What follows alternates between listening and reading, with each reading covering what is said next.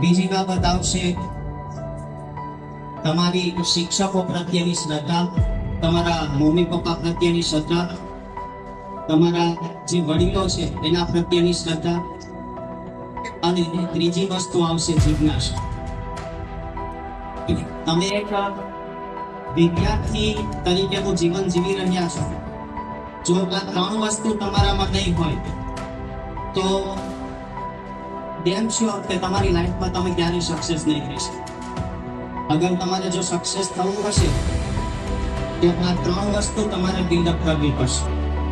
પહેલું આવશે શિસ્ત, બીજું આવશે જિજ્ઞાસા, અને ત્રીજા નંબર ઉપર આવશે શ્રદ્ધા.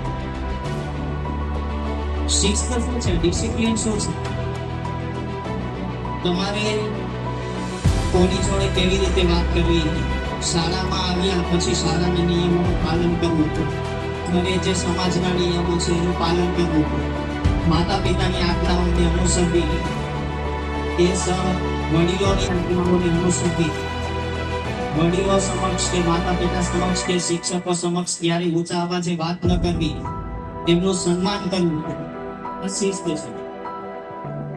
જો એ શિસ્ત તમે તમારા જીવનમાં કેળવશો તો ક્યારેય તમે તકલીફ નહીં અનુભવો તમારા જીવનમાં. એના પછી બીજી વસ્તુ છે એ જિજ્ઞાસા છે. દરેક વિદ્યાર્થીની અંદર આ એક મહત્વનો ગુણ હોવો જોઈએ. અને તે જિજ્ઞાસા એટલે શું?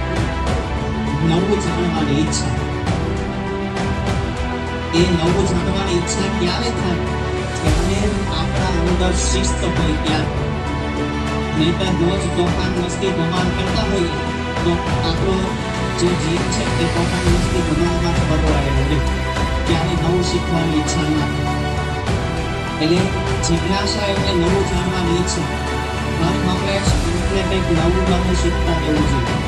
એ તમારો વિદ્યાર્થી કાળ હોય, તમારો બિઝનેસ કાળ હોય, કે પછી તમારો નોકરીનો સમયગાળો હોય, દરેક વસ્તુની અંદર સમય સાથે જો પરિવર્તન નહીં લાવો તો તમે ક્યારેય સક્સેસ નહીં થશો. એ નવી વસ્તુઓ શીખવાની છે, ઇનોવેશન કરવાની છે. ત્રીજા નંબર ઉપર મેં તમને કીધું ને શ્રદ્ધા આવશે. શ્રદ્ધા શું છે? તમને જે શિક્ષકો શીખવે છે એ બધું જ સાચું છે, એ બધું જ સાચું માનવું, એવી શ્રદ્ધા તમારામાં હોવી જોઈએ. તમારા મમ્મી પપ્પા જે તમને આજ્ઞાઓ આપે છે એ આજ્ઞાઓ સાચી માની અને એમનું પાલન કરવું એ શ્રદ્ધા છે. એ આજ્ઞાઓ ક્યારેય શંકા ન કરવી એ તમારી શ્રદ્ધા છે. મને તો મારા પપ્પા કાંઈ ખીજાય છે, મને તો મારા મમ્મી કાંઈ ખીજાય છે, મને શિક્ષકો ટોકે છે, આનાથી શ્રદ્ધા તમારામાંથી દૂર થશે અને ક્યારેય તમે જીવનમાં સક્સેસ નહીં થઈ શકો. એટલે શ્રદ્ધા ઇમ્પ્રૂવ કરવાની છે. આપણાથી જે મોટા છે એ મોટાનું સન્માન કરી એમની જે વાતો છે એમાંથી જે શીખવું એ શ્રદ્ધા છે. આ બધું જ તમારામાં બિલ્ડઅપ કોણ કરે છે? શિક્ષકો કરે છે. કોણ કરે છે? શિક્ષકો કરે છે. શિક્ષક માટે અગર મારે કંઈ કહેવું હોય તો હું ટૂંકમાં કહી શકું, 500માં જ્યોતિ કહેવાય. અંધકારથી અજવાસ તરફ લઈ જનાર વ્યક્તિ જો કોઈ હોય તો એ શિક્ષક છે. તમારા જીવનના ગુણને જો તમને કોઈ શીખવતો વ્યક્તિ હોય તો એ તમારા ગુરુ છે, શિક્ષક છે. માત્ર ને માત્ર પાઠ્ય પુસ્તકનું જ્ઞાન એ જ પૂરી નથી. એ કદાચ અત્યારની ટેકનોલોજી પ્રમાણે તમને એઆઈ શીખવી શકશે, આર્ટિફિશિયલ ઇન્ટેલિજન્સ શીખવી શકશે. ત્યાંથી તમે શીખી લેશો. તમારી પાસે છે ટેકનોલોજી, મોબાઈલ, કોમ્પ્યુટર, લેપટોપ છે. પણ જે જીવનના ગુણો છે મેં તમને કીધું એ જીવનના ગુણો તમને શિક્ષકો પાસેથી મળશે. જે વ્યક્તિ જોડેથી તમે કંઈક ને કંઈક શીખો છો દરેક વ્યક્તિ તમારા માટે ગુરુ બનો છે. મારું એક માનવું છે. એટલે શરૂઆત હંમેશા વ્યક્તિ કરતા તમારા પ્રથમ ગુરુ કોણ હશે? તમારા મમ્મી, તમારા માતા હશે, કે જે તમને બીજા વ્યક્તિને, અન્ય વ્યક્તિને પ્રેમ કરતા શીખવાડે છે. તમને અંતર પ્રેમ આપે જેના કારણે તમારામાં પ્રેમના બીજ રોપાય છે અને એ પ્રેમ બીજા વ્યક્તિ ઉપર કરી શકો છો. બીજા નંબર ઉપર આવશે, બીજા નંબરના ગુરુ છે, શિક્ષક છે, એ આવશે તમારા પિતા. કે જે તમને સમાજના મૂલ્યો શીખવે છે, સમાજમાં કઈ રીતે રહેવું, કોની સાથે કેવી રીતે વર્તન કરવું, એ બધા જ મૂલ્યો, સમાજમાં વ્યવહાર કેવી રીતે કરવો, એ બધા જ મૂલ્યો તમને કોણ શીખવશે? તમારા પિતા શીખવશે, તમારા પપ્પા શીખવશે. એટલે બીજા નંબરના ગુરુ એ છે. ત્રીજા નંબર ઉપર સુધારક શિક્ષકો છે એ આવશે કે જે તમારી અંદર સંસ્કારોનું સિંચન કરતા કરતા જે પાઠ્યપુસ્તકનું નોલેજ છે એ પણ તમને પ્રોવાઈડ કરે છે. એટલે આ ત્રણ વ્યક્તિઓ તમારા જીવનની અત્યંત મહત્વની છે, જેને કાયમી માટે તમારે સન્માન આપવું જોઈએ, જેનો કાયમી માટે તમારે આદર કરવો જોઈએ, અને એમની વાતો ઉપર પૂર્ણતઃ ધ્યાન આપી અને એમની વાતોને તમારા જીવનમાં ઉતારવી જોઈએ. શિક્ષકનો મતલબ શું થાય ખરેખર? અગર કોઈ મને શિક્ષકની ડેફિનેશન કરવાની કહે તો હું એવું કહું કે શિક્ષક સાધુ છે. શિક્ષક શું છે? સાધુ છે. હવે તમને પ્રશ્ન થાય કે સાધુ એટલે તો જે પરફોર્મન્સ કરતો હોય, હાથમાં કમંડળ લઈને ફરતો હોય એ સાધુ ના, મોટી વાત છે. સાધુ એ સંસ્કૃત શબ્દ છે અને એ સંસ્કૃત શબ્દમાં અર્થ થાય સરળ વૃત્તિ. સાધુ શબ્દનો અર્થ શું થશે? સરળ વૃત્તિ. ક્યાં ત્યાં તમારી બરોબર છે?